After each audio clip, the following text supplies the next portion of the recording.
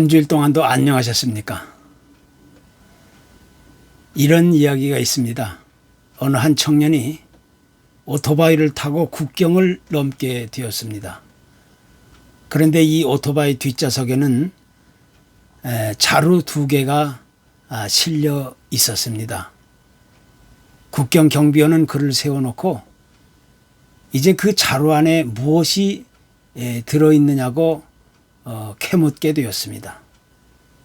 청년은 아무 일이 아닌 듯 그저 돌멩이라고만 대답합니다. 이미 수상한 물건을 싣고 간다는 제보를 받고 있었던 그 경비원은 그 청년의 말을 믿지 못하겠다는 그런 표정으로 자루를 풀어서 내용물을 아주 세밀히 살펴보았습니다. 그러나 그 자루 안에는 그저 돌멩이만 있을 뿐이었습니다. 결국 경비원은 그 청년이 국경을 통과하는 것을 허락해 주었던 겁니다. 그리고 그 이후에도 그 청년은 수시로 국경을 통과하게 되었는데 그럴 때마다 그 국경 경비원들은 자루 안에 돌멩이가 들어있는 것을 확인하고 그를 매번 통과시켜 주게 되었던 겁니다. 이상하다는 제보를 받긴 했지만 그 안에 특별하게 이상한 물건을 담아있다는 것을 한 번도 발견하지 못했던 겁니다. 그러던 어느 날 궁금증을 견디다 못한 이 국경 경비원이 그 청년을 아주 조용하게 불러서 따지듯이 묻게 되었습니다. 당신이 밀수꾼이라는 정보를 입수했는데 아무리 봐도 그 오토바이 뒷좌석에는 돌멩이밖에 없는데 어떻게 된 것이오? 솔직하게 말해준다면 이제 더 이상 당신을 의심하지 않고 자유롭게 여기 국경을 통과하도록 허락하겠소. 이런 제안을 하게 되었던 것입니다. 그러자 청년은 그 국경 경비원의 약속을 꼭 지켜줄 것을 다짐받고 이렇게 대답합니다. 사실은 내가 작물 오토바이를 밀수하고 있는 것입니다.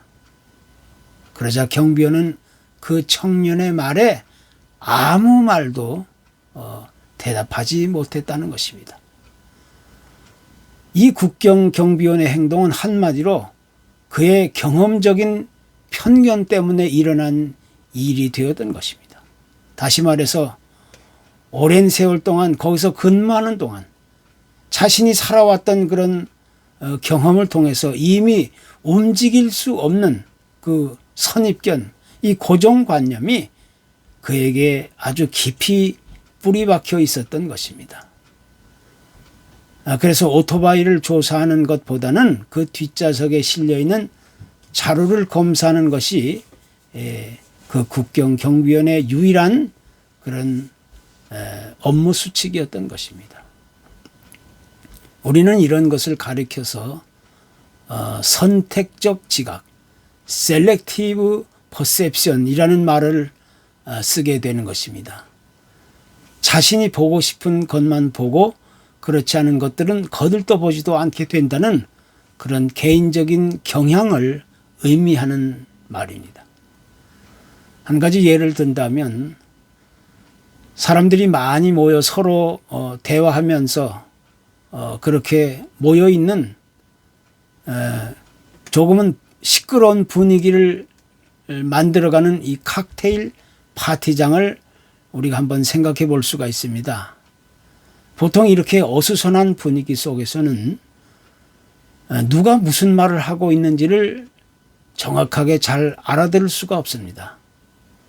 그렇지만 만약 누군가 어디선가 자기 이름을 부른다거나 나와 관계된 말을 하거나 아니면 내게 필요한 정보나 또 나의 관심사를 누군가 이야기한다면 주변이 아무리 좀 소란스럽고 시끄럽다 할지라도 그런 소리는 다른 소리들보다 더 잘 들리게 된다는 이야기입니다.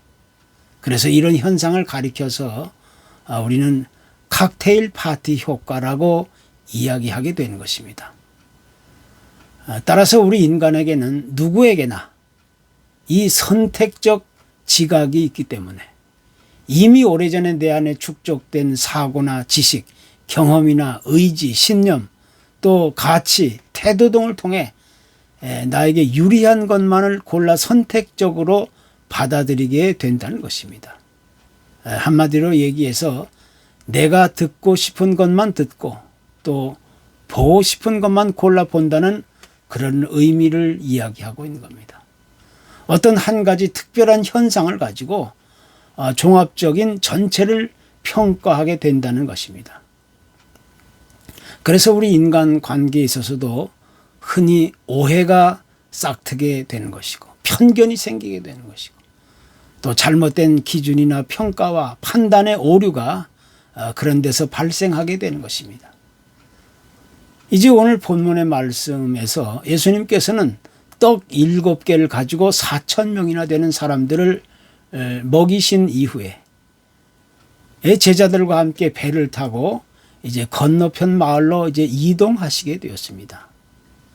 이때 주님은 제자들에게 말씀하시기를 바리새인들의 누룩과 헤롯의 누룩을 주의할 것을 당부하셨습니다. 그런데 이 말씀을 들은 제자들 사이에서 이제 큰 이견이 나타나게 되었는데 그것은 바로 직전에 있었던 그 사건을 떠올리면서 그곳에서 먹고 남은 떡을 가져오지 않았다는 사실로 그들이 인식하게 되었던 겁니다. 그러니까 예수님이 말씀하신 그 말씀과 떡 사이에는 누룩이라는 그런 공통점이 있는데 떡을 만드는 데는 반드시 누룩이 사용되기 때문입니다. 그래서 예수님이 이 누룩이라는 단어를 사용하며 말씀하실 때 이 제자들은 이 누룩이야말로 먹고 남은 떡을 가져오지 않았다는 사실을 이야기하는 줄로만 그렇게 믿었던 겁니다. 왜냐하면 이제 주님과 제자들은 유대인 지역에서 활동하다가 이제 그것을 벗어나 이방인 지역으로 이동하게 되었는데 당시 유대인들 사이에서는 이방인들이 먹는 음식을 먹지 않았기 때문입니다. 그러니까 이방인들이 사는 지역에 가게 되었을 때 먹을 음식을 미리 준비 않았다는 사실을 주님께서 말씀하신 줄로만 그렇게 받아들였던 것입니다. 바로 이 문제로 인하여 제자들 사이에서는 이제 그들이 가지고 있었던 잘못된 이 선택적 지각이 여지없이 드러나게 되었던 겁니다. 그래서 주님은 제자들이 왜 이렇게 수근거린지를 알아채시고 그들에게 다시 이야기합니다. 너희가 눈이 있어도 보지 못하고 귀가 있어도 듣지 못하느냐 또 기억하지 못하느냐 이렇게 엄중하게 그들을 향해 지적하셨던 겁니다. 예수님의 제자들 역시 다른 사람들과 마찬가지로 자신들이 원하는 것만을 보고 또 원하는 것만을 듣고 또 기억하고 있었다는 것입니다. 어떤 사건이나 사실들을 경험하고 기억하고 평가하고 또 판단할 때 종합적으로 또 그것을 객관적으로 기억하고 평가하고 판단하는 것이 아니라 항상 자기 주관적인 판단과 논리를 가지고 또는 이미 굳어진 고정관념이나 지나친 편견을 통해 그 결과를 드러내 보이게 되었다는 것입니다. 그래서 이와 같이 잘못된 과정 또 선택적인 지각을 통해 나오는 믿음이라는 것은 결코 온전한 믿음으로 이어질 수 없다는 사실을 우리는 다시 한번 확인하게 되는 겁니다. 종종 우리 많은 그리스천들 중에서도 신앙과 믿음이 아주 좋다고는 그렇게 이야기하지만 사실은 그러지 못한 사람들이 수없이 많이 있다는 사실을 우리는 부인할 수 없게 됩니다. 그들은 언제나 자기 믿음을 내세우고 있지만 사실은 그 믿음을 내세우기에 앞서서 이미 자기 마음에 동의가 이루어진 것들 혹은 이미 자기 평가와 판단에 어느 정도 인정하고 싶어 하는 것들 또 자기 신념이나 가치에 부합하는 것들을 믿음의 근거로 선택하고 있다는 것입니다.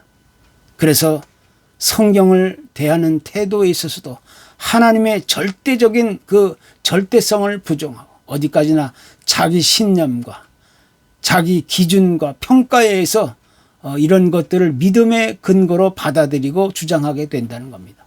이것이 바로 온전하지 못한 잘못된 선택적 믿음이라는 사실을 우리는 여기서 강조하지 않을 수가 없는 것입니다. 구약의 아브라함과 그 조카 롯의 가정이 오랫동안 함께 해오다가 이제 때가 되어 서로 분가를 결정하게 되었을 때의 일이 있습니다.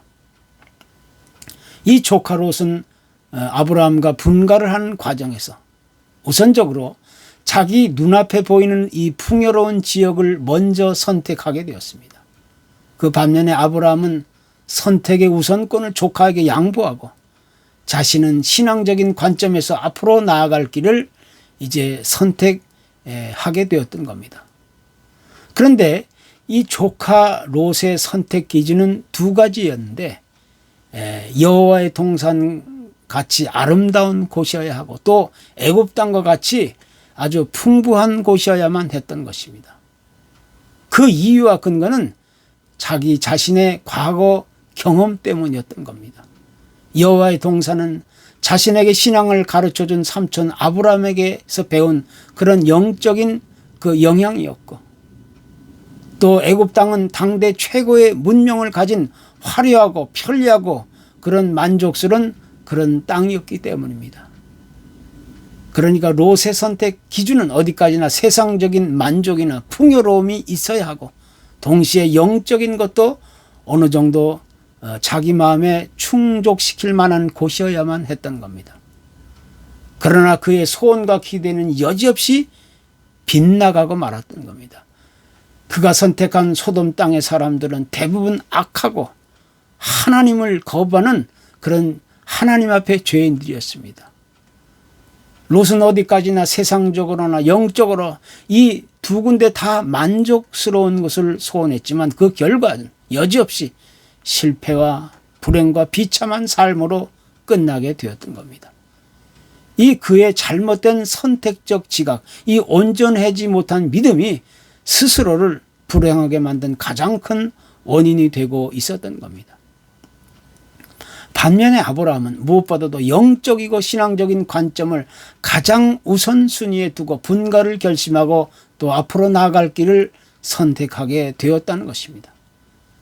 자신이 제일 좋은 곳을 먼저 선택할 수 있었음에도 불구하고 그는 그 기득권을 조카에게 양보하고 하나님의 뜻과 신앙적 가치관을 내세우게 되었던 겁니다. 비록 자신이 가는 길이 조금은 불편하고 더디고 또 험악하고 고달픈 곳이라 할지라도 그곳에서 하나님과 함께 하실 수만 있다면 그것이야말로 최고의 선택지라고 믿었던 것입니다. 이것이 바로 아브라함이 택한 온전한 선택적 믿음의 실체이었던 것입니다. 하나님은 처음부터 아브라함에게 크고 놀라운 축복을 허락하신 것이 결코 아니었습니다. 하나님이 아브라함에게 주신 것은 오직 내일에 대한 축복의 약속, 바로 그것뿐이었습니다. 그래서 아브라함은 하나님이 약속하신 내일의 축복을 잊지 않고 마음 깊은 곳에 간직하면서 비록 가는 길이 험악하고 피곤하고 또 괴롭고 힘들고 지칠지라도 하나님과 함께 갈 수 있는 길, 영적인 길, 신앙과 믿음의 길을 포기하지 않고 이 온전한 선택적 믿음의 길로 들어서게 되었던 것입니다.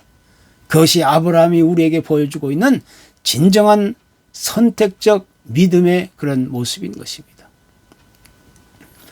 보통 다른 많은 종교에 있어서는 우리 인간이 믿을 만한 신과 종교를 선택하게 된다고 주장하고 있습니다. 그러나 우리 기독교에 있어서는 모든 선택의 주권이 우리 인간 자신에게 있는 것을 철저하게 부정합니다. 그러니까 내가 하나님을 선택하고 하나님을 믿고 따르는 것이 아니라 오직 우리의 신앙은 제일 먼저 하나님이 나를 부르시고 나를 선택하셨기 때문에 우리가 그 하나님의 약속 안에 들어와 있는 존재가 되었다고 그렇게 고백하고 있는 것이, 이것이 하나님이 아브라함을 부르시고 선택하실 때도 마찬가지였습니다. 하나님이 먼저 아브라함을 부르시고 선택함으로써 성경의 역사는 새롭게 시작되었던 것. 모든 주권적인 행사는 하나님으로부터 시작되었다는 것입니다. 그런데 이보다 더 중요한 사실 하나는, 하나님은 아브라함을 부르시고 선택하신 것이 아니라 그리스도 예수 안에 들어와 있는 우리 그리스도인들을 하나님은 똑같이 부르시고 선택하셨다는 사실을 성경은 분명하게 증언해 주고 있는 것입니다. 하나님은 아브라함에게만 축복을 약속하신 것이 아니라 우리에게도 동일하게 영원한 미래의 축복과 안식을 약속해 주셨다는 것입니다. 그렇기 때문에 이제 우리가 하나님의 주권적인 부르심과 선택을 통해서 하나님 나라의 백성이 되고 또 하나님의 자녀가 되었다는 사실은 우리가 결코 잊어서는 안 될, 아니 잊을 수 없는 진정한 믿음이 그 고백이 되고 있는 것입니다. 이 성경의 주된 관심과 초점은 하나님이 누구를 선택하고 또 누구를 거부하셨는가, 이런 것을 경고하는 내용이 아닙니다. 성경의 가장 큰 주된 관심과 초점은 오직 죄와 저주와 죽음 아래에 있었던 우리 인간을 그리스도를 통해 구원해 주시고 또 영원한 생명과 축복을 우리에게 허락해 주셨다는 데 있는 것입니다. 이것이 바로 하나님의 선택이 갖는 가장 큰 의미이고 또 목적이 되고 있는 것입니다. 그래서 우리는 이와 같은 하나님의 선택하심을 마음 깊이 받아들이고 인정하고 또 누리면서 온전한 선택적 믿음을 통해 세상을 살아가게 되는 것입니다. 우리의 신앙과 믿음이란 오직 나의 선택에 의해서 결정된다고 할 수가 있습니다. 다시 이야기한다면 하나님이 먼저 나를 부르시고 선택해 주셨기 때문에 이제 우리는 이 세상에 살아가는 동안 하나님의 그 명령하심과 말씀에 따라 순종하고 인내하며 그의 선택하신 의지와 뜻을 따라 살아가게 되는 것입니다. 그것이 곧 온전한 선택적 믿음의 실체이고 또 그 의미이고 내용인 것입니다. 다시 이야기한다면 내 자유의지를 따라 내 마음대로 내 의지대로 선택하며 세상을 살아가는 것이 아니라 하나님이 나를 부르시고 선택하신 뜻을 따라서 우리에게 허락하신 그 진리와 믿음의 길을 선택하며 살아가는 것이 곧 온전한 선택적 믿음의 그런 모습인 것입니다. 오직 그 길만이 유일하고 영원한 생명의 약속이고 또 축복의 길이 되는 것입니다. 우리 타락한 인간의 본성 안에는 본능적으로 나의 경험이나 또는 의지나 또 가치 기준을 따라 내 마음대로 행동하고 싶어하는 그런 편향적인 그런 고정적인 선택적 지각이 있기 마련입니다. 그래서 우리 인간은 그 어느 누구도 그런 본능적인 그런 지각이나 의지, 그 고집을 꺾지 못하는 것입니다. 그러나 하나님은 우리 안에 있는 성령님을 통하여 우리를 도우시면서 온전한 선택적 믿음의 길로 우리를 안내하고 또 그 길을 소원하고 기대하고 계시는 것입니다. 왜냐하면 그 길만이 우리의 유일한 생명과 또 축복의 길이 되기 때문입니다. 아무쪼록 온전한 선택적 믿음의 길을 따라서 한평생을 살아갈 수 있기를 간절히 소원합니다. 감사합니다.